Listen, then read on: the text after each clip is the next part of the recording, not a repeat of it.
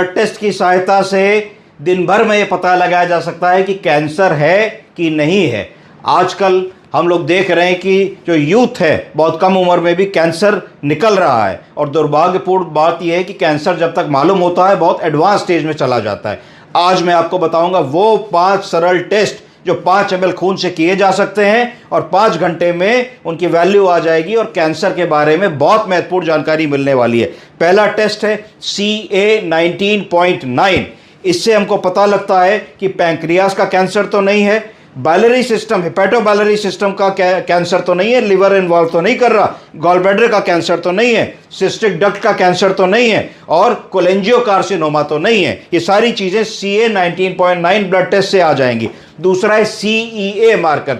CEA marker से गट, आंतों से रिलेटेड और कोलोनिक कैंसर्स के बारे में पता लगता है। फिर CA 125, ये महिलाओं में ओवैरियन